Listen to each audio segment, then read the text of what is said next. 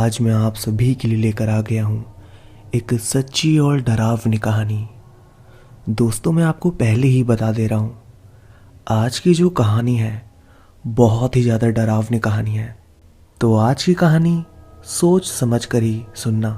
तो बिना समय बर्बाद किए कहानी को शुरू करते हैं। तो हेडफोन्स लगाइए और इस कहानी को अपनी आंखों के सामने इमेजिन करके सुनिएगा। आज से 9 साल पहले जब सुबह सुबह कजरी अपनी माँ रमा के साथ शौच के लिए अपने हाथ में लोटा लेकर गांव से बाहर एक जंगली पेड़ों से भरे इलाके में जाती है। गांव का वो इलाका केवल महिलाओं और लड़कियों के शौच के लिए पंचायत द्वारा तय किया गया होता है। वहां पर कोई पुरुष सुबह और संध्या के समय नहीं जाता। अगर कोई जाता है और शौच करती स्त्रियों को देखता पकड़ा जाता है तो उसे बुरी सजा मिलती है। कजरी 9 साल पहले कजरी की उम्र यही कोई 15 से 16 वर्ष होती है। कजरी एक सीधी सादी और सांवली सी मासूम लड़की है जो अपने माता रमा और सुरेश की सबसे बड़ी बेटी है। गरीब परिवार से होने के कारण कजरी की माँ बंधुआ मजदूरी का काम करके अपने 5 बच्चों का पेट पालती है और कजरी के पिता शारीरिक रूप से कोई भी काम करने में असमर्थ है। वो घर पर ही रहकर बच्चों की देखभाल करते हैं। वैसे तो कजरी अपने ही गांव के सरकारी स्कूल में पढ़ने के लिए जाया करती थी, मगर सिर्फ वहाँ अच्छा सरकारी खाना खाने और सहेलियों से बातें करने, पढ़ लिख कर कुछ बनने का और जिंदगी में सफल होने का कजरी का कोई लक्ष्य नहीं था और ना ही इरादा। कजरी को ये पता था कि जैसे ही उसकी उम्र होगी तो उसके गरीब माता पिता उसकी शादी किसी अनजान लड़के से कर देंगे और उसे बस बच्चे पैदा करके अपना घर परिवार संभालना है। जैसे ही वर्षों से राजस्थान की गरीब घर और समाज लड़कियों के साथ होता आया है। लड़की 16, 17 या 18 की हुई नहीं कि उसके हाथ पीले कर दो और भेज दो उसे किसी अनजान अजनबी के बिस्तर पर सोने के लिए और बच्चे पैदा करके उसका वंश आगे बढ़ाने, घर का सारा काम किसी नौकरानी की तरह करने और अपने सास ससुर के ताने, गालियां और मार खाने के लिए। दिखने में कजरी सुंदर नहीं थी, सेक्सी या आकर्षित नहीं थी, मगर मन की बड़ी भोली, चंचल और मासूम थी। और फिर सुबह सवेरे उस सुनसान जंगल के पेड़ों से भरे कांटेदार इलाके में अपनी माँ से थोड़ा दूर बैठकर कजरी ने सोच करना शुरू किया ही था कि अचानक अपने डरे सुए शब्दों में खौफ खाते खाते कजरी अपनी माँ से चिल्लाकर बोली, माँ जल्दी आओ माँ, देखो ये अचानक क्या हो गया माँ। और ये कहते हुए कजरी बुरी तरह से डर जाती है और कजरी को अचानक चिल्लाता देख कजरी की माँ रमा फौरन अपना घाघरा नीचे करके दौड़ते हुए कजरी के पास आकर देखती है तो वो देखकर चौंक जाती है कि जमीन पर कजरी के मूत्र के साथ रक्त की लाली साफ दिखाई दे रही थी। और ये देखते ही कजरी की माँ की सांस में सांस आती है और वो अपनी मासूम बच्ची को संभालते हुए मुस्कुराते हुए कहती है कि नहीं, कुछ नहीं हुआ है तुझे कजरी। एक उम्र के बाद हर लड़की के साथ ऐसा होना शुरू हो ही जाता है। मेरे साथ भी हुआ था जब मैं 16 की हुई थी। और ये कहते हुए कजरी की माँ रमा उसे मासिक धर्म के बारे में पहली बार बताती है और कजरी को संभाल कर आगे के निर्देश देती है। और रमा की बातें सुनकर कजरी कुछ समझ नहीं पाती और बड़ी मासूमियत से रमा से पूछती है कि पर माँ ऐसा क्यों होता है? क्या अब मैं मरने वाली हूँ माँ? अब ये खून कैसे रुकेगा और मैं अब क्या करूं माँ? और कजरी के उन मासूम सवालों को सुनते ही रमा अपनी ओढ़नी से कपड़ा फाड़कर कजरी को देते हुए कहती है कि नहीं, ऐसे थोड़ी ना होता है मेरी बच्ची, कितनी भोली है रे तू। इसका मतलब यही है कि अब तू बड़ी हो गई है कजरी। ले ये कपड़ा ले और अपने वहां से खून पोंछ ले, बाकी बातें मैं तुझे घर पर बताऊंगी। अब आराम से सोच कर ले और फिर मेरे साथ घर चल। इतना कहते हुए रमा कजरी को अपने साथ घर ले आई।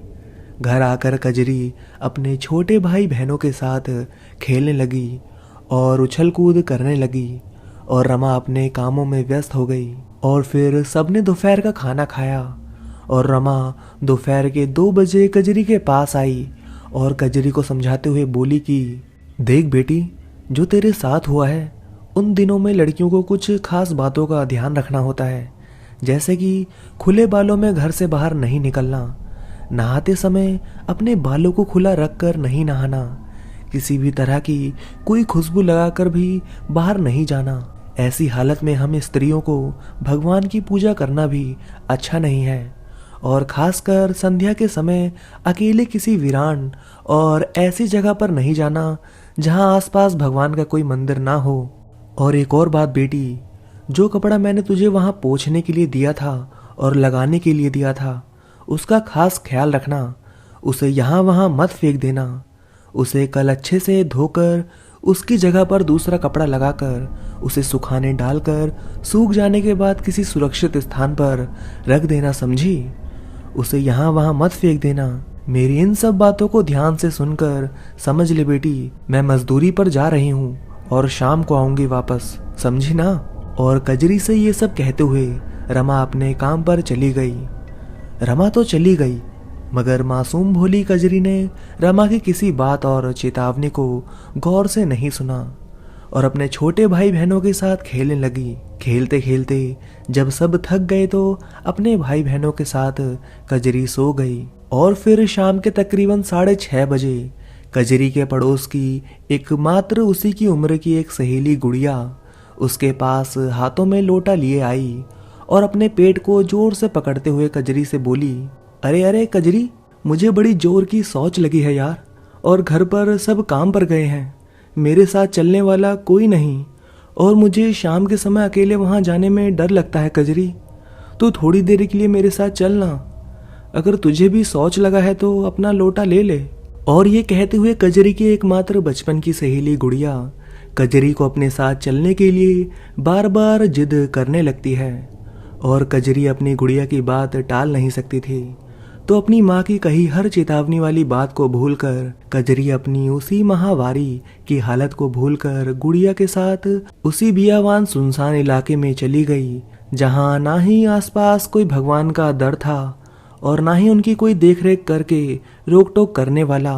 और जैसे ही शाम के समय तकरीबन 6:45 को गुड़िया के साथ कजरी उस खतरनाक जगह की तरफ चलते ही जा रही थी, तो अचानक गुड़िया ने अपनी जेब से एक खुशबूदार डिओड्रेंट की शीशी निकालकर कजरी को दिखाते हुए बोली कि देख रही कजरी, आज मुझे बड़े भैया की जेब से क्या मिला, देख तो इसकी खुशबू कितनी मन को लुभाती है। और ये कहते हुए चंचल गुड़िया ने नादानी में कजरी के कपड़ों पर वो खुशबूदार डिओड्रेंट लगा दिया। और फिर कुछ समय बाद गुड़िया उस बियावान सुनसान स्थान पर एक पेड़ के पीछे बैठकर कजरी को अपने पास ही खड़ा करके शौच करने लगी। कजरी भी एक पेड़ की आड़ में शाम के अंधेरे में अपने हाथों में एक पुरानी सी टॉर्च पकड़कर गुड़िया के काम पूरा होने का इंतजार करते हुए कुछ गुनगुना रही थी। और फिर अचानक कजरी के पेट में गुड़गुड़ हुई और कजरी को तेज का पेशाब आया, तो एक कांटेदार झाड़ी के पीछे अपना घाघरा ऊंचा करके कजरी इधर उधर देखते हुए पेशाब करने लगी। उधर गुड़िया अपना काम कर रही थी और इधर कजरी पेशाब कर रही थी। शाम के दिया बाती का समय बीत चुका था और चारों तरफ घोर अंधेरा था और दूर दूर तक कोई नहीं था सिवाय ठंडी चलती हवा और उड़ उड़ कर अपने घोंसले में जाते पक्षियों के। और फिर कुछ ही क्षणों में कजरी ने पेशाब करके अपनी चड्ढी पहनते हुए घाघरा नीचे किया और अचानक कजरी से एक नादानी हुई। अचानक कजरी को गुड़िया की आवाज़ आई कि आजा कजरी, मेरा हो गया, जल्दी आजा। और गुड़िया की आवाज़ सुनते ही कजरी उठने की जल्दबाजी करने लगी और कजरी से नादानी हो गई कि जो कपड़ा उसकी माँ रमा ने कजरी को महावारी के समय गुप्त अंग पर लगाने के लिए दिया था, पेशाब करते समय वो खून से सना कपड़ा कजरी से गलती से वहीं गिर गया। मगर कजरी को जल्दबाजी में कोई होश ना रहा और कजरी अपना घाघरा नीचे करके गुड़िया के साथ साथ अपने हाथों में टॉर्च लिए वापस घर की ओर चलने लगी थी कि अचानक गुड़िया के पैर में एक कांटा चुभ गया और गुड़िया कजरी से थोड़ा सा पीछे रह गई। कजरी को ये पता नहीं था और अपने बदन पर खुशबू लगाए हुए कजरी एक बेर के पेड़ के पास से गुजर रही थी कि अचानक पीछे से गुड़िया की आवाज आई, कजरी मैं आऊं क्या तेरे साथ? और गुड़िया का ऐसा पूछना कजरी को उसकी शैतानी लगी और बिना कुछ सोचे समझे ही कजरी ने कह दिया कि हाँ आजा मेरे साथ, तेरे बिना मैं कैसे रह पाऊंगी रे। और कजरी हंसने लगती है।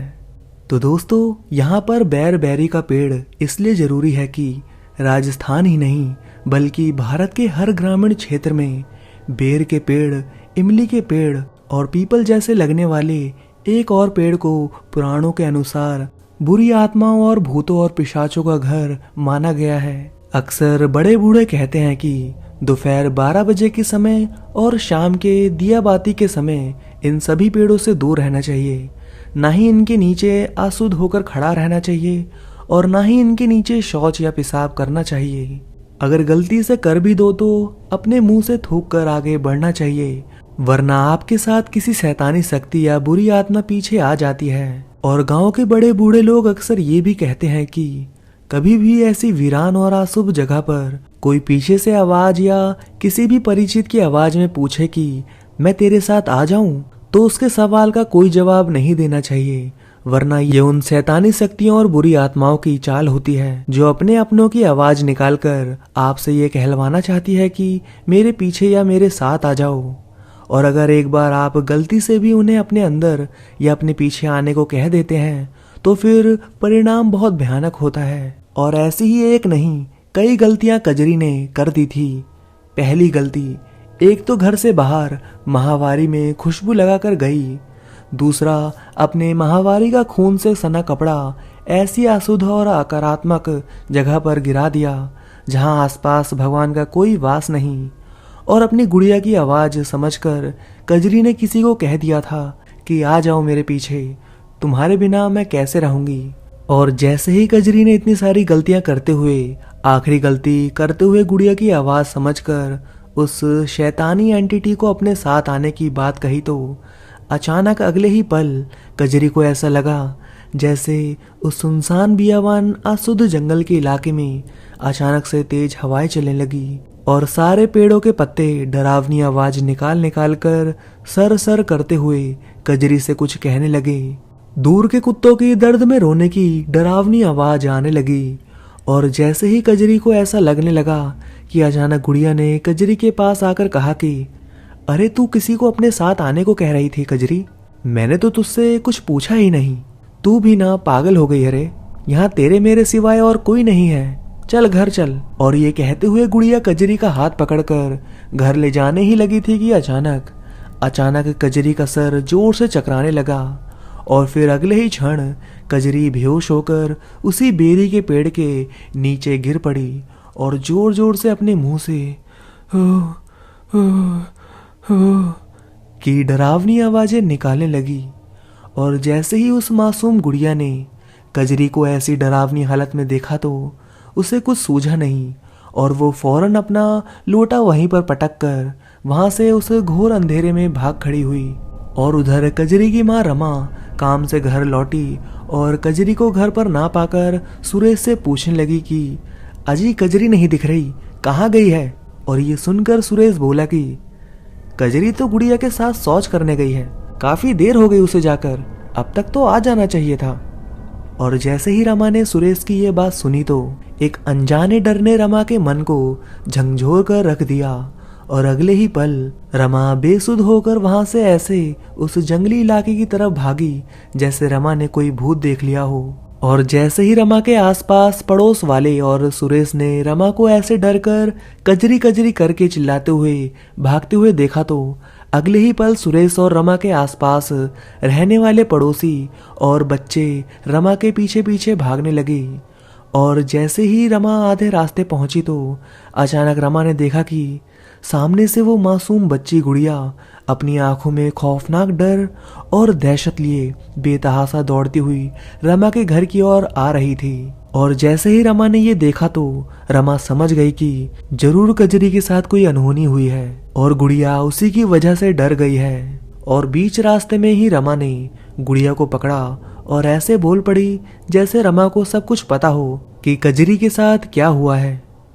बता गुड़िया बता, कजरी कहाँ बेहोश होकर पड़ी है, ले चल मुझे वहां। और ये सुनते ही गुड़िया ने रमा का हाथ पकड़कर उस मनहूस जगह बेरी के पेड़ के नीचे ले जाने लगी। और रमा के पीछे पीछे सुरेश और सारे मोहल्ले वाले भी रमा के पीछे पीछे दौड़ने लगे। रात का तकरीबन 7:30 का घोर अंधकार का समय था। सर्दी के दिन थे, जब दिन छोटे और रातें घोर सरद अंधेरी और सुनसान होती है। और जैसे ही गुड़िया के साथ दौड़ते हुए रमा और अंधेरे में उस मनहूस जगह पर उस बेरी के पेड़ के पास पहुंची और सामने जमीन पर पड़ी कजरी को देखा तो ये देखकर रमा की रूह कांप गई। कजरी जमीन पर लेटी लेटी अपने मुंह से खौफनाक आवाजें हू हू हू करके निकाल रही थी। उसके हाथ पैर ऐसे अकड़ गए थे मानो उसे मिर्गी का दौरा पड़ रहा हो। कजरी के बाल पूरे खुले थे और उसके कपड़ों से कोई सैंड की महक आ रही थी। और फिर रमा ने कजरी की आंखें देखी तो कजरी की आंखें एकदम से बड़ी बड़ी और सफेद सी हो गई थी, मानो उनमें कोई जिंदगी नाम की चीज ही नहीं थी। और कजरी की ऐसी हालत देखते ही रमा समझ गई थी कि गुड़िया और कजरी ने मजाक मजाक में कुछ शरारत की है और इसीलिए कजरी के ऊपर कोई ऊपरी हवा यानी कि शैतानी साए की हवा लग गई है। और ये समझ आते ही रमा ने वही किया जो अक्सर गांव के लोग ऐसी किसी परिस्थिति में करते हैं।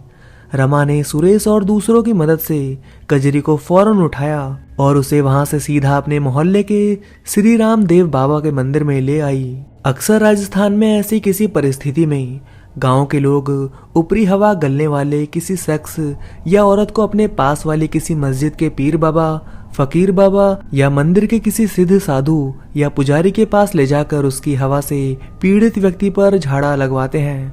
और फिर ऐसा करते ही कोई भी व्यक्ति जो ऐसी किसी शैतानी शक्ति से प्रभावित हो वो उस झाड़ की मदद और ऊपर वाले की कृपा से एकदम ठीक हो जाता है। झाड़ा उसे कहते हैं जिसे कोई बंदा या औरत जिसका भगवान के प्रति ईमान और धर्म पक्का हो वो अपने मुंह से फूंक मारकर या किसी झाड़ू या मोर पंख के झाड़ू को पीड़ित व्यक्ति के सर पर मारता है, जिससे उस पीड़ित व्यक्ति के ऊपर हर प्रकार की बुरी बला, बुरी नजर और शैतानी साए के असर को उतार देती है।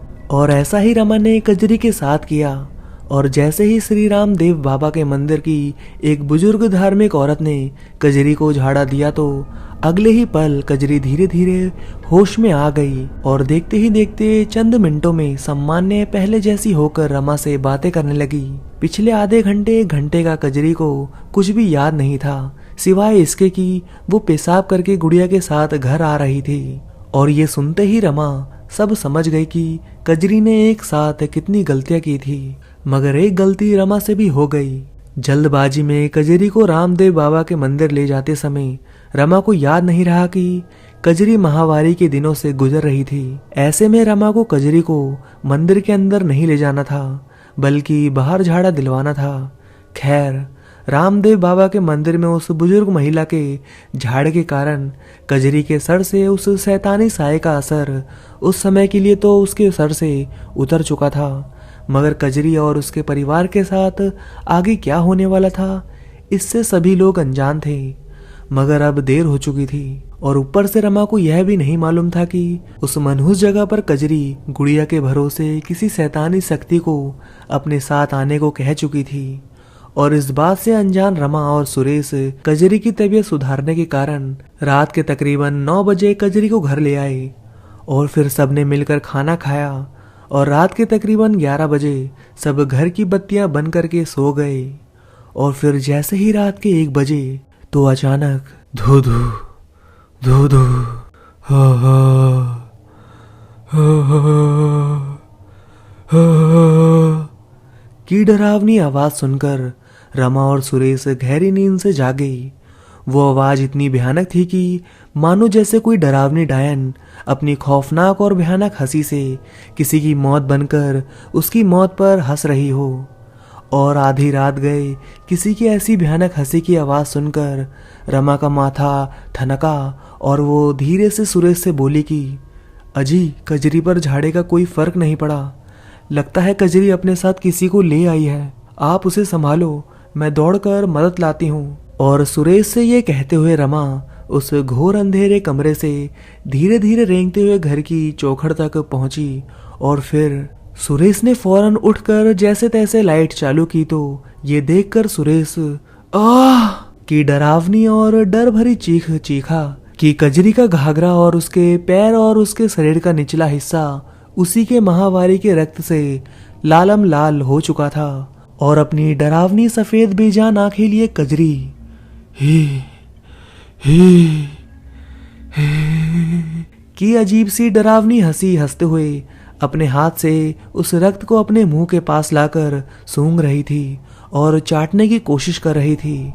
और जैसे ही लाइट जली और रमा ने ये देखा तो दौड़कर रमा घर के बाहर भागी और चिल्ला चिल्ला कर कुछ पड़ोसियों को जमा किया और वापस घर में सबके साथ लौट कर आई। तो रमा के साथ साथ सारे मोहल्ले वाले देखकर हैरान रह गए। वो मासूम सी 15 साल की कमजोर पतली कजरी 50 किलो के सुरेश के ऊपर बैठी है और अपने मुंह से किसी डायन की तरह हु हु हु की भयानक आवाजें निकालते हुए सुरेश का गला दबा रही थी। कजरी के छोटे भाई बहनों ने उसे रोकने की कोशिश की तो कजरी ने उन्हें मारकर डराकर रोते हुए एक कोने में सिकुड़ कर बैठने के लिए मजबूर कर दिया। और अपने सामने इतने सारे लोगों को देखते ही डरावनी आवाज की हंसी निकालते हुए कजरी सुरेश के ऊपर से फौरन उठी और रमा के साथ साथ उस कमरे में आए हर इंसान पर शैतानी हमला कर दिया। कभी कजरी किसी को अपने पैने नाखून मार देती तो कभी किसी को कसकर झापड़ मार देती। आधी रात के उस घोर अंधेरे में कजरी के मासूम पतले शरीर में किसी हाथी के समान ताकत आ गई थी और कजरी ने एक नहीं दो नहीं कई सारे आदमियों और लड़कों को मार मार कर भगा दिया। और फिर अचानक कोई दौड़कर जाकर श्री राम देव बाबा के मंदिर वाली उस माई को सब कुछ बताकर ले आया। तो अगले ही मिनट माई ने वहां आकर देखा तो माई फटी आंखों से देखकर बोली कि नहीं नहीं रमा, कजरी के ऊपर सिर्फ ऊपरी हवा नहीं थी, कजरी उस मनहूस जगह से अपने साथ किसी शैतानी बला को ले आई है। अब मेरे हाथ में कुछ नहीं है। कल तुम पास वाले गांव की मस्जिद में कजरी को ले जाना और वहां एक बुजुर्ग पीर बाबा एक ताबीज बनाकर देंगे, उसे कजरी को बांध देना, बाकी सब राम जी की इच्छा। और रमा से ये कहते हुए वो माई वहां से डर कर भागी जैसे उसने अपने सामने कोई डायन देख ली हो। और फिर बड़ी मुश्किल से पड़ोसियों ने कजरी के शरीर पर गंगा जल और मंदिर की पवित्र बानी अगरबत्तियों की राख डालकर कजरी को वश में किया और किसी साड़ी से बांधकर सुला दिया। और फिर अगले दिन सवेरे ही उस काली अंधेरी रात के शैतानी काल के गुजर जाते ही सुबह कजरी फिर से पहले जैसी सामान्य हो गई। और ऐसा होते ही रमा कजरी को लेकर फौरन पास वाले गांव के मस्जिद वाले बुजुर्ग पीर बाबा के पास आ गई। मगर जैसे ही रमा कजरी को लेकर मस्जिद की पहली सीढ़ी पर गई तो अगले ही क्षण अचानक कजरी के अंदर की उस शैतानी शक्ति ने अपना हैवानी रंग दिखाना शुरू कर दिया और कजरी फिर से अजीब सी डरावनी हरकतें करने लगी और सबको अपनी खौफनाक आवाज से डराने लगी। और जब उस मस्जिद के आसपास के लोगों ने और मस्जिद के कुछ इबादतियों ने ये सब देखा तो सबने मिलकर कजरी को पकड़ा और जबरन मस्जिद के अंदर ले गए। और जैसे ही कजरी ने मस्जिद के अंदर कदम रखा तो फिर से वह शांत हो गई और बेसुसी होने लगी। और फिर रमा कजरी को लेकर पीर बाबा के पास गई तो पीर बाबा ने कजरी की हालत देखते ही उसे अपने खुदा के पाक मंत्रों से फूका हुआ ताबीज पहना दिया और रमा से बोला कि कुछ दिनों के लिए किसी भी हाल में ये ताबीज बच्ची के हाथों से उतारना मत। और रमा से ये कहते हुए फिर पीर बाबा ने रमा को मस्जिद का फूका हुआ पाक पानी दिया और कहा कि हर शाम सूरज ढलने के बाद कुछ दिनों तक इस पाक मस्जिद के पानी से अपने घर के उस कमरे में छींटे देना जिस कमरे में ये बच्ची सोती है। कुछ दिनों में ही उस शैतानी साये का बंधन बच्ची से टूट जाएगा। बच्ची को अकेले किसी नापाक जगह पर मत जाने देना। और ये सलाह रमा को बताकर पीर बाबा फिर से अपनी मालिक की सेवा में लग गए। ये सच है, कोई झूठ नहीं, कि मस्जिद और मठों में वास करने वाले और वहीं रहकर मालिक की हर पल सेवा और इबादत करने वाले कुछ लोगों के पास सच में भगवान और खुदा का दिया ऐसा चमत्कारी इल्म होता है जिसकी मदद से वो सारे जरूरतमंदों की मदद करते हैं। मगर एक सच ये भी है कि कुछ शैतानी शक्तियां, काले साए इतने भयानक और जिद्दी होते हैं कि वो अगर एक बार किसी के सर चढ़ जाएं तो उतरने में सालों लगा देते हैं, या उस पीड़ित व्यक्ति के मरने के बाद ही उसके सर से उतरते हैं। और ऐसा ही भयानक, जिद्दी और दरिंदगी से भरपूर साया कजरी के अंदर कजरी की ही आज्ञा से घुस चुका था, जो कोई आम शैतानी हवा नहीं थी बल्कि किसी की पीड़ित हैवानी रूह थी। उस साए ने धीरे धीरे कजरी के मासूम बचपन और भोलेपन को भयानक तरीके से बदलकर कजरी को एक मनचली और थोड़ी सी आवारा किस्म की लड़की बना दिया था। जो कजरी कभी कभी स्कूल सहेलियों से मिलने और कुछ खाने के लालच में जाती थी, वो अब हर दिन स्कूल जाने लगी और लड़कों से बातचीत करने और उनसे दोस्ती करने जैसे कामों में ज्यादा रुचि लेने लगी। कभी जिस कजरी की बस गुड़िया के सिवा कोई दोस्त नहीं था, वहीं अब कजरी को हर मोहल्ले के लड़के जानते थे और उसके आने जाने पर उसे छेड़ते थे। फिर भी बाबा के ताबीज का असर कजरी पर लंबे समय के लिए रहा, मगर वो शैतानी शक्ति उस ताबीज से बहुत ज्यादा शक्तिशाली थी। उस ताबीज की वजह से अब 2-4 महीने में एक बार कजरी की हालत हैवानी तरीके से बिगड़ती थी और रमा कजरी को श्री रामदेल बाबा के वहां ले जाकर झाड़ा लगवाकर ठीक कर देती थी। और ऐसा करते करते तकरीबन 2-3 साल बीत गए। रमा ने कजरी के हाथ से वो पीर बाबा का दिया ताबीज कभी निकाले नहीं दिया, मगर कजरी की आदतें दिन ब दिन बुरी और चरित्रहीन होती जा रही थी। रमा बेचारी काम पर चली जाती और शारीरिक रूप से कमजोर सुरेश कजरी के पीछे पीछे कहां कहां जाकर उस पर ध्यान देता। और देखते ही देखते ऐसा होते होते 4 साल बीत गए और अब कजरी 19 साल की हो चुकी थी और उसके कई सारे आवारा लड़कों से दोस्ती भी हो चुकी थी। कहते हैं ना कि जैसी संगत वैसी रंगत, और यही हुआ कजरी के साथ भी। अब कजरी ने गुड़िया जैसी भोली लड़कियों से दोस्ती तोड़कर अपने जैसी आवारा किस्म की लड़कियों से दोस्ती कर ली, जो कजरी से सारा दिन लड़कों के बारे में अलग अलग तरह की अश्लील बातें करती थी और वो सब करती थी जो आवारा लड़कियां करती हैं। कजरी को एक लड़के ने चुपके से एक मोबाइल फोन भी दिया, जिससे कजरी उस लड़के से ही नहीं बल्कि कई सारे लड़कों से छुप छुप कर अश्लील बातें करती थी। अब तो बात हद से ज्यादा बढ़ गई थी और फिर एक दिन वो हुआ जो नहीं होना चाहिए था। कजरी को उसके एक प्रेमी ने उसी मनहूस सुनसान जगह पर पेड़ों के पीछे दोपहर के 12 या 1 बजे बुलाया, क्योंकि ग्रामीण क्षेत्रों में गर्मियों के दिनों में इस समय दोपहर 12 से 3 बजे के बीच बहुत तेज गर्मी होती है और धूप भी होती है। इसलिए ज्यादातर लोग और बच्चे इस समय अपने अपने घरों में ठंडी छांव में आराम करते हैं या सोते हैं। और इसी बात का फायदा उठाकर कजरी रमा से किसी के घर काम का बुलावा आया है ऐसा कहकर आती है। वह यह कहकर वहां से दोपहर के तकरीबन 12 बजे घर से निकल गई और सीधा उस सुनसान और बियावान नापाक मनहूस जगह पर बड़े बड़े पेड़ों के पीछे गई, जहां कजरी का प्रेमी उसका इंतजार कर रहा था। और जैसे ही कजरी वहां पहुंची तो मानो कोई सदियों का हवस का भूखा भेड़िया शिकार पर जैसे टूट पड़ा था, वैसे ही कजरी का वो आवारा प्रेमी कजरी के शरीर और उसके कोमल उभरों पर ये कहते हुए टूट पड़ा कि कितने दिनों बाद ऐसा मौका मिला है, मुझे तेरे साथ मस्ती करने दे। मैंने तुझे मोबाइल दिया था ना, अब मैं हर बार इसमें रिचार्ज भी करवा दिया करूँगा, बस तू मेरे बुलाने पर यहाँ आ जाया कर और मुझे तेरे शरीर के साथ मजे लेने दिया कर। और ये सब कहकर कजरी को लालच देते हुए कजरी का वो लफंडर प्रेमी कजरी के कपड़ों के ऊपर से ही कजरी के शरीर को और उसके कोमल अंगों को मसलने लगा। और फिर जब बहुत देर तक ऐसा करने के बाद यही कोई 12:30 बज गए तो अचानक कजरी और उसके प्रेमी को वहां किसी के आने की कदमों की आहट सुनाई दी। और ऐसा होते ही कजरी का वो प्रेमी वहां से फौरन भाग गया, मगर कजरी वहीं छुपकर अपना घाघरा और चोली ठीक करने लगी। और ऐसे करते करते ना जाने कब कजरी के हाथ से वो मस्जिद के पीर बाबा का पहनाया ताबीज खुलकर गिर गया। कजरी को भी पता नहीं चला। वैसे भी कजरी ने उस पाक ताबीज को पहनकर अपने प्रेमी के साथ पहली बार ऐसी गलीज हरकत की थी, तो खुदा के पाक मंत्रों की फूंक का असर उस ताबीज पर से खत्म हो चुका था। और जैसे ही उस भरी दोपहरी में ऐसा हुआ तो अगले ही पल वो शैतानी इविल एंटिटी कजरी के शरीर में फिर से घुस गई। और ऐसा होते ही कजरी की तबीयत फिर से बिगड़ गई और कजरी किसी डायन की तरह जोर जोर से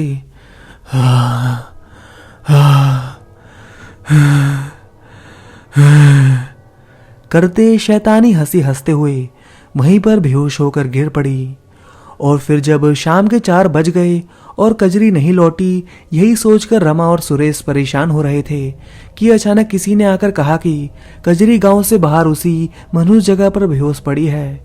और ये सुनते ही रमा और सुरेश फौरन उसी स्थान पर भागे और वहां कजरी अपने मुंह से किसी चुड़ैल की तरह भयानक आवाजें निकालते हुए बेसुध पड़ी थी। और ये देखते ही अगले ही पल रमा और सुरेश ने कजरी को कुछ लोगों की मदद से टेम्पो में डाला और सीधा उसी पीर बाबा की मस्जिद में ले गए। और वहां पहुंचते ही कजरी के शरीर को देखते ही पीर बाबा सब समझ गए और बोले कि माफ करना बेटी, अब बहुत देर हो चुकी है। और कजरी के पीछे कोई मामूली शैतानी साया नहीं बल्कि बहुत ताकतवर शैतानी साया है, ये मेरे इल्म की बात नहीं रही। और ये कहते हुए उस मस्जिद के पीर बाबा ने रमा को एक उपाय बताते हुए कहा, बेटी जितना हो सके उतना जल्दी अब तुम इस बच्ची को खारी ले जाओ। वहाँ एक फकीर बाबा हैं जो शमशान में रहते हैं। अल्लाह मियाँ ने उनके हाथों में वो सफ़ा इनायत की है कि उनके इल्म के आगे अच्छे अच्छे शैतान हार मानकर भाग गए। कई लोगों की मदद कर चुके हैं वो फकीर बाबा। बेटी वहां ले जाओ इस बच्ची को फौरन, वरना वो शैतानी नापाक शक्ति तुम्हारी बेटी को छोड़ेगी नहीं, मार कर अपने साथ ले जाएगी।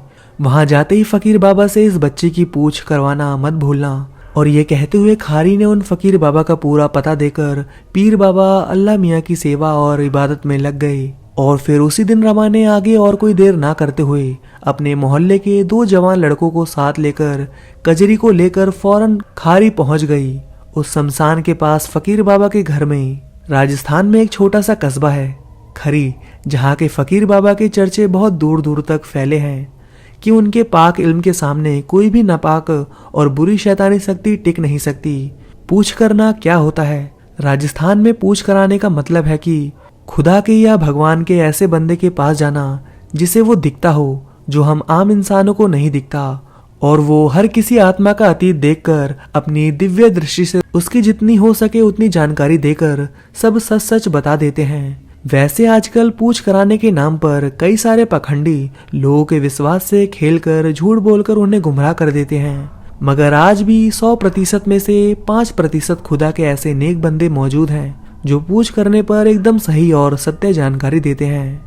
और कजरी को लेकर रमा जैसे ही उन फकीर बाबा के सामने पहुंची तो कजरी को अच्छी तरह से देखने के बाद फकीर बाबा फौरन रमा से बोले कि बेटी, एक नापाक जगह से तेरी बच्ची के बुलाने पर एक बहुत ही ज्यादा खूंखार और शैतानी शक्ति इसके पीछे पीछे घर तक चली आई है। वो शैतानी शक्ति बहुत ताकतवर और दरिंदगी से भरी हुई है।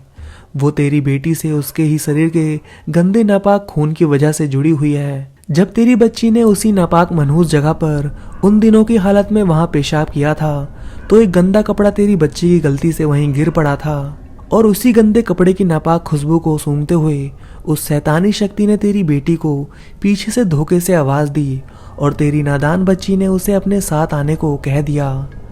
अब वो शैतानी शक्ति तेरी बच्ची को कभी नहीं छोड़ेगी। इसका अब एक ही इलाज है कि मैं तुझे एक कड़ा मंत्र करके देता हूँ, उसे तेरी बच्ची को पहना दे।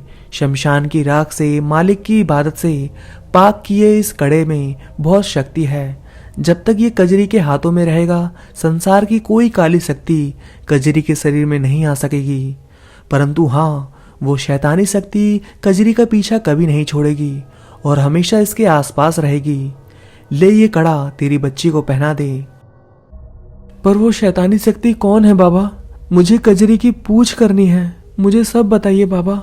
और ये कहते कहते रमा रोने लगी तो अगले ही क्षण फकीर बाबा ने अपनी आंखें बंद की और फिर जो बाबा ने रमा को बताया उसे सुनकर रमा और उसके साथ आए 2 लड़कों की रूह कांप गई। बाबा ने रमा से उस शैतानी इविल एंटिटी के बारे में बताते हुए कहा कि बेटी, आज से कई सालों पहले तुम्हारे गांव के एक मर्द ने किसी शहर से एक औरत के साथ निकाह करके उसे यहाँ ले आया था। वो औरत एक चरित्रहीन औरत थी जिसने इस गांव में आते ही यहाँ के भोले भाले मासूम मर्दों और जवान लड़कों को अपनी हवस का शिकार बनाने लगी। और औरतों को जिस्मानी रिश्तों की बड़ी भूख थी और जब जब मौका मिलता उस चरित्रहीन बाजारू औरत ने अपने घर पर मर्दों और जवान लड़कों को बुलाकर उनके साथ हवस का नंगा नाच करना शुरू कर दिया था। धीरे धीरे उस बाजारू की पूरे गांव में बदनामी हो गई और जब उसके पति को इस बात का पता चला तो वो उस बाजारू औरत को और इस गांव को हमेशा के लिए छोड़कर चला गया। और जैसे ही वो आदमी उस बाजारू को छोड़कर गया तो उस औरत को और भी ज़्यादा छूट मिल गई और वो अब खुलेआम हर अश्लील मर्द से जिस्मानी संबंध बनाने लगी। अब उसे किसी का डर नहीं था। मगर एक दिन ऐसे ही अलग अलग गैर मर्दों के साथ सोने की वजह से उस बाजारू औरत को एक खौफनाक जानलेवा रोग लग गया और वो अपने घर में अकेली तड़प तड़प कर मर गई। उस औरत की मौत पर किसी ने आंसू नहीं बहाए और ना ही किसी ने उसकी लाश को हाथ लगाया। और फिर मजबूर होकर पुलिस के कुछ लोगों ने उस औरत की 3-4 दिन से सड़ी लाश को तुम्हारे गांव के उसी मनहूस जगह पर ले गए और वहां के कुछ लोगों ने बड़ी जलालत से उस औरत को चंद सूखी लकड़ियों पर उस बाजारू औरत को जलाकर राख कर दिया। बेटी, उस औरत का शरीर तो जल गया मगर उसका कोई हिंदू रिवाज से पेड़दान हुआ ही नहीं और ना ही कोई दूसरी रस्में हुई जिससे उसकी आत्मा को शांति मिल सके।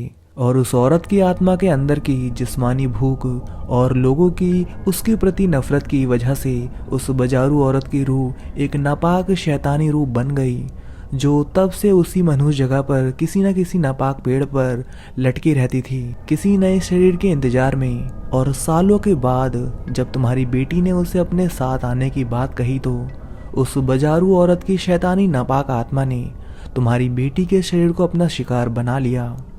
और इसलिए उस बाजारू औरत की नापाक रूह की वजह से तुम्हारी कजरी की सारी मासूमियत और भोलापन अश्लीलता और हवस बेशर्मी में बदल गया और अब तुम्हारी कजरी को कोई नहीं बदल सकता।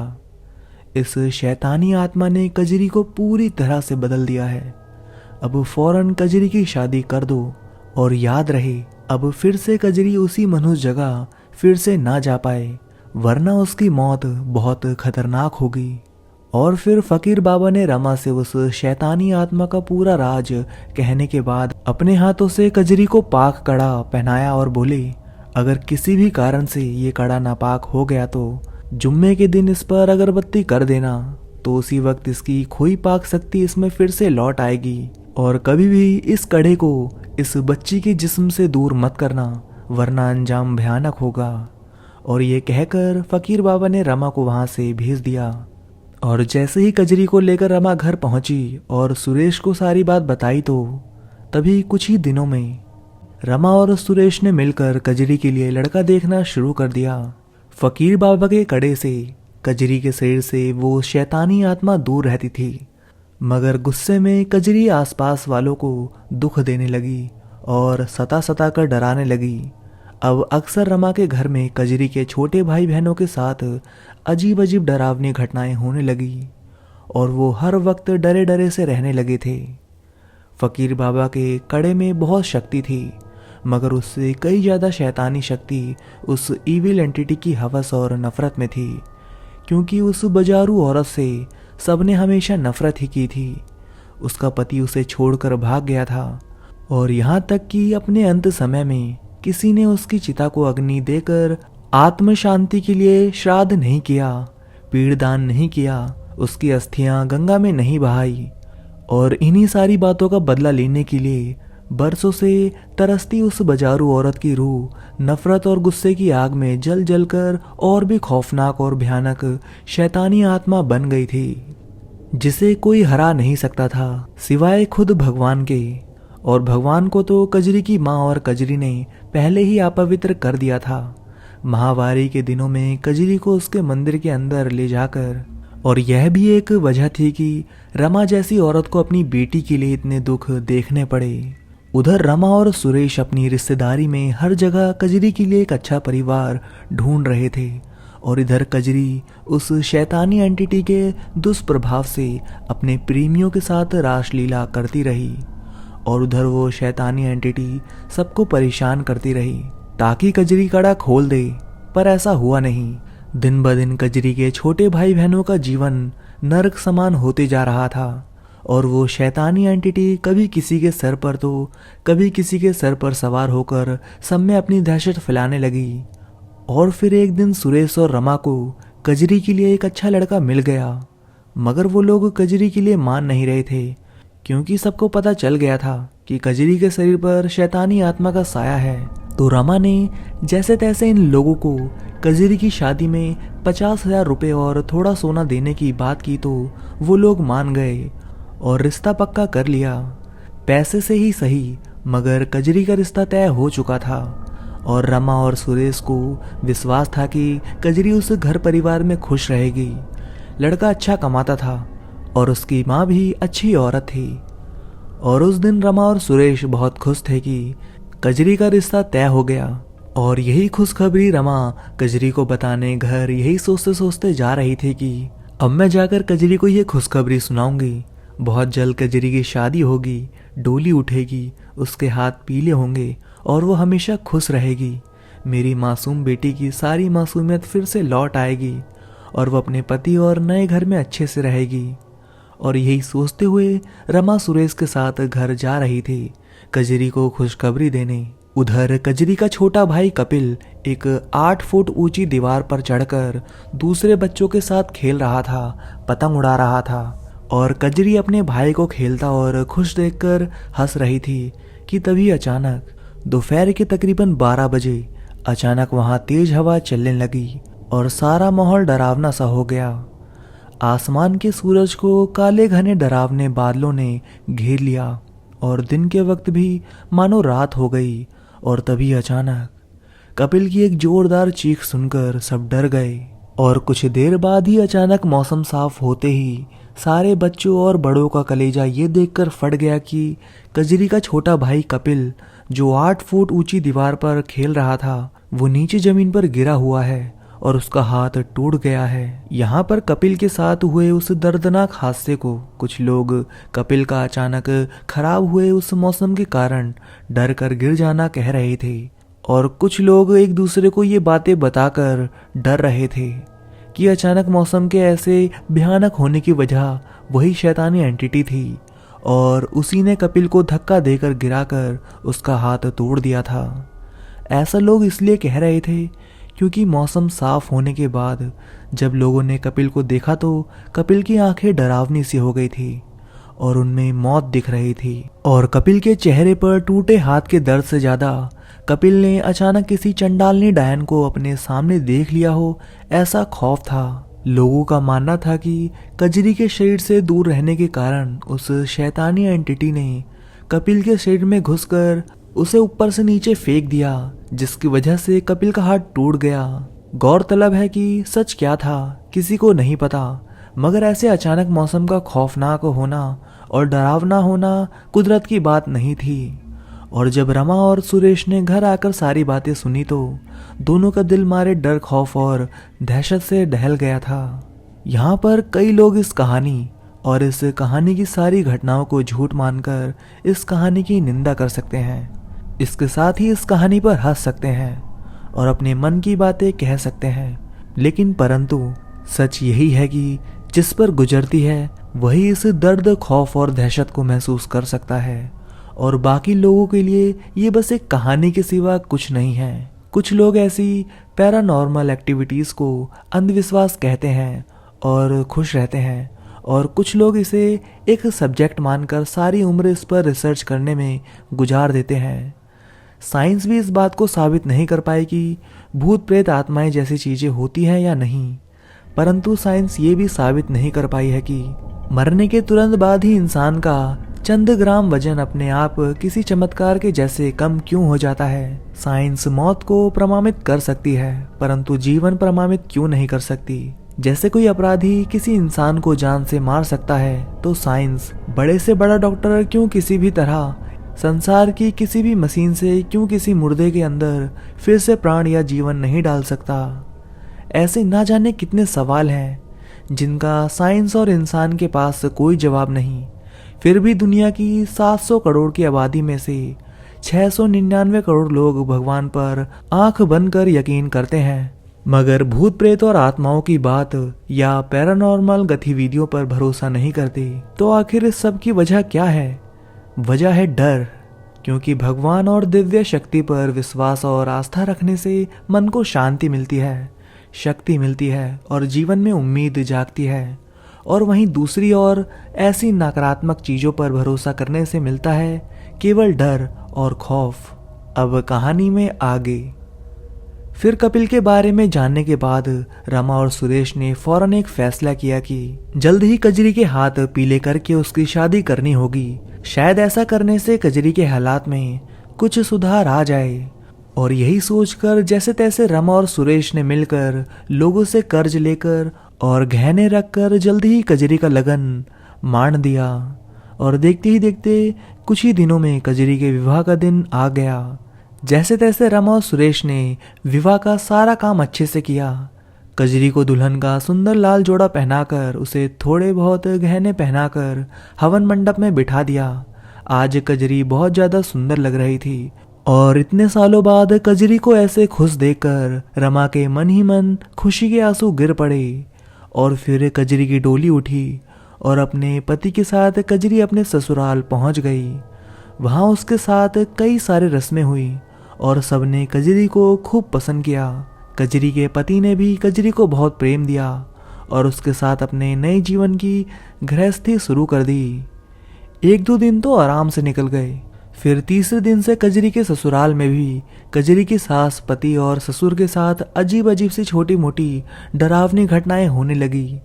धीरे धीरे कजरी की सास, ससुर और पति कजरी के पास जाने से भी डरने लगी। और उधर कजरी का अपने आवारा लफंडर आशिक प्रेमियों के साथ अलग ही सीन चल रहा था। जब भी कजरी घर में अकेली होती तो अपनी सास का काम में हाथ बटाने की जगह वह अपने आप को कमरे में बंद करके फोन पर सारे लफंडर लड़कों से घंटों घंटों बात करती रहती और सारा काम कजरी की सास को करना पड़ता। और कजरी और उसके पति के बीच में लड़ाई ना हो इसलिए ये बात कजरी की सास उसके पति को भी नहीं बताती थी। धीरे धीरे कजरी ने अब सारा दिन बस फोन पर लड़कों से अश्लील बातें और वीडियो चैट पर अश्लील हरकतें शुरू कर दी थी। और फिर एक दिन कजरी की सास ने जब कजरी को ऐसा करते पकड़ लिया तो कजरी की सास ने कजरी से कहा कि यहाँ ये सब नहीं चलेगा, समझी? जा अपनी माँ के घर कर ये सब। मेरे घर में रहकर तू यह सब नहीं कर सकती। जा अपनी माँ के घर जा और लौटकर तभी आना जब तू मर्यादा और इज्जत के साथ रहना सीख ले और घर का काम काज करके मेरा हाथ बटा सके। ना जाने तेरी माँ ने तुझे कुछ सिखाया भी है कि नहीं। देख कजरी, मैं तुझे बेटी समान मानती हूँ, पर तुझे तेरी माँ की तरह सर पर नहीं चढ़ा सकती, समझी? और इतना सुनते ही कजरी उसी पल वहां से अपनी माँ के घर आ गई। यहाँ पर कजरी जो कर रही थी वो उसी शैतानी एंटिटी का दुष्प्रभाव था, जिसकी शैतानी शक्ति के प्रभाव से कजरी दिन ब दिन उसके जैसी बनती जा रही थी। जैसे वो शैतानी एंटिटी अपने जीवन काल में आभ्रत, अश्लील और बदनामी वाले काम करती थी, वैसे ही कजरी भी करने लगी। अपना ससुराल छोड़कर कजरी जब रमा के पास आ गई तो उसने ससुराल की कोई सच्चाई या सास ने क्या कहा उसके बारे में रमा को कुछ नहीं बताया। और रमा ने सोचा कि शायद कजरी को घर की याद आई है इसलिए कुछ दिनों के लिए आ गई होगी। और यही सोचकर रमा ने ज्यादा ध्यान नहीं दिया। और अपने मायके आते ही कजरी ने अपना रंग फिर से दिखाना शुरू कर दिया। अपने अलग अलग लफंडर प्रेमियों को अलग अलग जगह पर बुलाती और फिर किसी के साथ कजरी अश्लील हरकतें करके अपनी वासना की हवस को शांत करने की कोशिश करती तो किसी को पैसों के लिए अपने अपने शरीर का लालच देकर उन्हें अपने जाल में फंसाती। और ऐसा करते करते कजरी धीरे धीरे सारे गांव में बदनाम होने लगी और गांव के लोग रमा को बार बार रोककर कजरी के बारे में बताते, मगर एक माँ का दिल अपनी ही मासूम बच्ची के खिलाफ ऐसी बातों को कहाँ मान सकती थी। इसलिए लोगों की बातें मानने की जगह रमा उनकी बातों को टालकर अपने काम पर लग जाया करती थी। और उधर कजरी को सबसे ऐसे झूठ बोल बोलकर कुकर्म और बदनामी वाले कर्म करते हुए तकरीबन 4-5 महीने हो गए। और फिर रमा को कजरी पर शक हुआ तो रमा कजरी से बोली कि चल तुझे ससुराल छोड़ कर आती हूँ और तेरी सास से भी थोड़ी बातें कर लेती हूँ। और ये कहते हुए रमा कजरी का सामान बांधने लगी। और जैसे ही कजरी ने ये सुना तो तबीयत खराब होने का बहाना कर बात को टालने लगी और रमा भी मान गई। और फिर अगले ही दिन फिर से कजरी ने अपने सबसे पसंदीदा लफंडर प्रेमी को संभोग का झांसा देकर उसी मनहूस वीरान और सुनसान जगह पर नापाक पेड़ों के पीछे दोपहर के तकरीबन 1 बजे बुलाया। और कजरी का वो आवारा लफंडर प्रेमी वहां आ भी गया। तो अगले ही पल वहां पर सुनसान होने का फायदा उठाकर कजरी उस लफंडर प्रेमी को अपने शरीर के गुप्तांग दिखाकर ललचाते हुए बोली कि मैं तो अपने पति से परेशान हो गई हूँ, हम लोग कहीं भाग चलते हैं और शादी कर लेते हैं और फिर तुम मेरे साथ रोज संभोग कर सकते हो और हम खुश रहेंगे। और ये कहते हुए कजरी उस लड़के को शीशे में उतारने की कोशिश करने लगी, मगर वो लड़का कजरी की कोई बात सुने बिना ही बस पागलों की तरह कजरी के शरीर और उसके कोमल कामुक अंगों से खेलता और उन्हें मसलता हुआ अपनी हवस पूरी करने की कोशिश में लगा रहा। और जैसे ही कजरी ने उस लड़के के इरादे भाप लिए कि उस लड़के को कजरी से शादी वादी करने में कोई इंटरेस्ट नहीं, बल्कि वो लड़का तो बस कजरी के शरीर और उसकी जवानी के मजे लेना चाहता है। जैसे ही कजरी को उस लड़के के इस इरादे का पता चला तो कजरी के सारे अरमानों और प्लानिंग पर पानी फिर गया। और बहुत ज़्यादा गुस्से में कजरी ने उस लफंडर लड़के को जोर से धक्का देकर वहाँ से गिरा दिया और वहाँ से गुस्से में दौड़ते हुए अपने घर आ गई। और फिर घर आते ही अचानक ही अपना सारा सामान लिया और किसी को कुछ बताए बिना ही गुस्से में अपने ससुराल की ओर निकल गई। शाम को रमा आई तो सुरेश ने बताया कि कजरी ससुराल चली गई है। तो रमा को कुछ अच्छा लगा, मगर रमा ये नहीं जानती थी कि अब आगे क्या होने वाला है। रमा का मन तो बस अपनी बच्ची को ससुराल जाने की बात सुनकर ही खुश हो गया, पर उस भयानक रात के बाद जो होने वाला था उसे कोई नहीं जानता था। और जैसे ही शाम की दियाबाती के समय कजरी अपने ससुराल गुस्से में पहुंची तो गुस्से में कजरी घर में घुसते ही अपना सामान फेंक देती है और नहाने चली जाती है। और घर में बैठे कजरी के पति, उसकी सास और उसके ससुर ने जब ये देखा तो सबके सब हैरान रह गए, मगर नई नवेली बहू को क्या बोले, इसलिए चुप करके अपना अपना काम करने लगी। और कजरी का पति अपने कमरे में जाकर कजरी के नहाकर आने का इंतजार करने लगा ताकि उसे समझा सके, मगर कजरी काफ़ी देर तक बाहर नहीं आई। और देखते ही देखते रात के 10 बज गए। और जब इतनी देर तक कजरी बाहर नहीं निकली तो सबके सब परेशान हो गए। और कजरी के पति ने जैसे तैसे अपनी माँ और पापा के साथ मिलकर बाथरूम का दरवाज़ा तोड़ा तो अंदर का नज़ारा देखकर सब हैरान थे कि कजरी बाथरूम में पूरी नग्न अवस्था में पड़ी थी और उसके फ़ोन में वीडियो रिकॉर्डिंग जैसा कुछ चल रहा था। और कजरी को ऐसे हाल में देखते ही कजरी की सास दौड़ कर गई और एक चादर लाकर कजरी के नग्न शरीर को उससे ढक दिया और बेटे से बोली, पहले कजरी को अपने कमरे में सुला दो, होश में आएगी तब बात करेंगे। और माँ की बात मानकर कजरी का फ़ोन जेब में रखकर कजरी के पति ने कजरी को उठाया और उसके कमरे में ले जाकर सुला दिया। और फिर वापस बाहर आकर कजरी का फ़ोन देखा तो वह देखकर चौंक गया कि कजरी का पूरा फ़ोन अश्लील लड़कों के नंबरों से भरा हुआ था, जिनको कजरी रोज रात को अपनी अश्लील वीडियो बनाकर भेजती थी। और साथ ही वो सारे आवारा लड़के भी कजरी को अपनी अश्लील वीडियो भेज कर ना जाने कब से कजरी के साथ रासलीला करते आए थे। और जैसे ही कजरी के पति को ये पता चला तो वो उसे मारने कमरे में गया, मगर कजरी की सास ने अपने बेटे को रोक लिया और बोली, नहीं नहीं, कल रमा को बुलाकर सब बताकर कजरी को छोड़ देंगे, अभी उसे होश नहीं है, तू जा और सो जा, रात बहुत हो गई है। और एक बार फिर माँ की बात मानकर कजरी का पति बाहर ही सो गया। और तभी रात के तकरीबन 2 बजे एक शैतानी और डरावनी हंसी की आवाज़ सुनकर सारे के सारे डर गए। फौरन कजरी के पति ने लाइट्स ऑन करके देखा तो वह देखकर उसका दिल दहल गया। कजरी पूरी की पूरी नग्न अवस्था में खड़ी होकर अपनी खूनी मुर्दा शैतानी आंखें लिए किसी डायन की तरह जोर जोर से डरावनी शैतानी हंसी हंस रही थी। उसका चेहरा बदलकर मौत का चेहरा हो चुका था और वो दिखने में किसी चुड़ैल जैसी लग रही थी। और उधर आधी रात को कजरी की खौफनाक आवाज सुनकर जैसे ही कजरी के सास ससुर बाहर आए तो अचानक रात के 2 बजे कजरी ने अपने शैतानी रूप में अपनी सास पर हमला कर दिया और उसे नीचे गिराकर उसके ऊपर बैठकर मार डालूंगी, तुझे मार डालूंगी, साली कुतिया, तुझे मार डालूंगी, यह कहते हुए किसी चंडालनी की तरह अपनी ही सास की गर्दन दबोच कर पकड़ ली। कजरी का ऐसा खौफनाक और भयानक रूप देखकर कजरी का पति और ससुर बुरी तरह डर गए और अगले ही पल अपनी मां को बचाने के लिए कजरी के पति और ससुर ने कजरी को उसकी मां के ऊपर से उतारने की कोशिश करने लगे। कजरी के पति और ससुर ने कजरी को उसकी मां के ऊपर से उतारने की कोशिश करने लगे, मगर कजरी के शरीर के अंदर तो उस शैतानी बाजारू औरत की रूह घुस चुकी थी जो इतने महीनों से इसी मौके के इंतजार में थी। और इसी वजह से कजरी के शरीर में बहुत ज्यादा शैतानी ताकत आ गई थी और लाख कोशिश करने पर भी कजरी के ससुर और पति कजरी के हाथों से कजरी की सास के गले को नहीं छुड़ा सके और कजरी की सास वहीं बेहोश होकर गिर पड़ी। और ये देखकर कजरी का ससुर भी मारे डर, खौफ और दहशत के बेहोश हो गया। और फिर अंत में कजरी ने अपने पति की गर्दन पर भी शैतानी हमला करके उसे बेहोश कर दिया।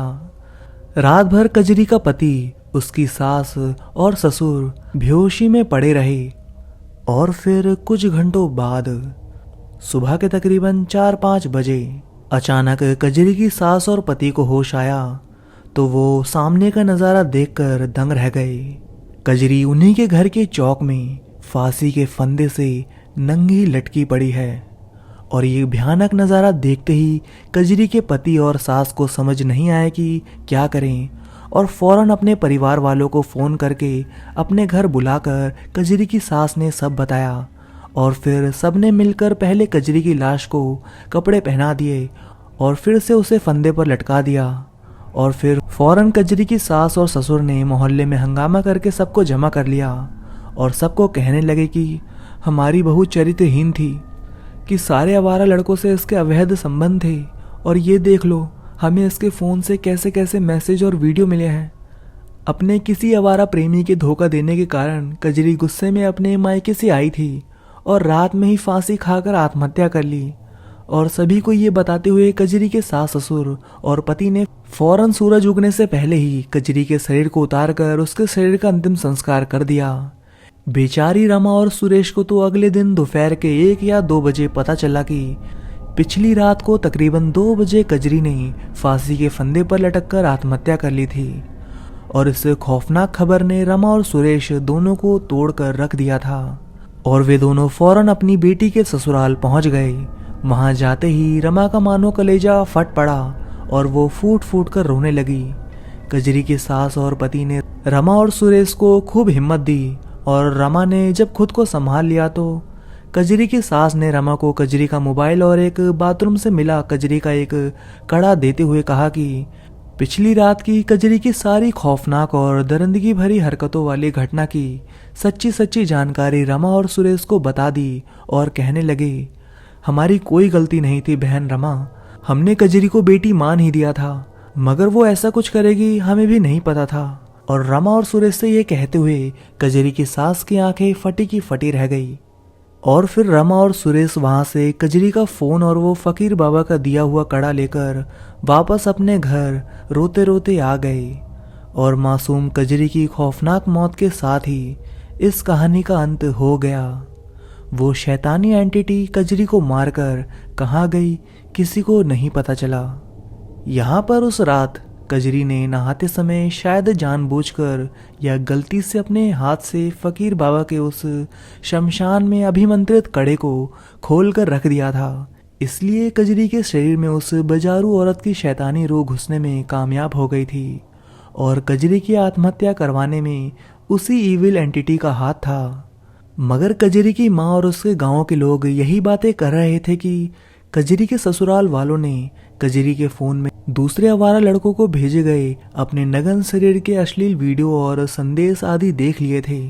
तो कजरी के ऊपर शैतानी रूह का साया है, इस बात का फायदा उठाकर कजरी के पति, सास और ससुर ने कजरी को मारकर उसे फांसी के फंदे पर लटका दिया और कजरी के दहेज के 50,000 रुपए और सोने के गहने हजम करके कजरी के पति ने कुछ ही महीनों बाद दूसरी लड़की से शादी कर ली। यहाँ पर जितने मुंह उतनी बातें हुई, मगर सच एक ही था कि एक माँ ने अपनी मासूम और भोली बेटी, जिसे उसने अपना पेट काट काट कर ममता के साथ बड़ा किया था, अपना खून पसीना रात दिन बहाकर जिसकी शादी की थी, उस माँ की वो बच्ची अब इस दुनिया में नहीं थी। अब चाहे कजरी की हत्या उस शैतानी एंटिटी ने की थी या फिर उसके अपने ही पति, सास और ससुर ने, पर एक माँ अपनी बेटी को खो चुकी थी। तो दोस्तों, कहानी यहाँ ख़त्म होती है। आपको कजरी की कहानी कैसी लगी कमेंट करके ज़रूर बताइएगा। आपको अगर ऐसी और भी कहानियाँ सुननी है तो दोस्तों, ये मेरा दूसरा चैनल है हॉरर स्टोरीज बाय सागर, इसे सब्सक्राइब कर लो, क्योंकि अब से इसी चैनल पर 18+ जिन की, चुड़ैल की और पिशाचनी की कहानियाँ आती रहेंगी। तो अभी के अभी चैनल को सब्सक्राइब कर लो और वीडियो को लाइक कर लो। तो अब मैं आप सभी से मिलता हूँ नेक्स्ट वीडियो में। तब तक के लिए धन्यवाद दोस्तों।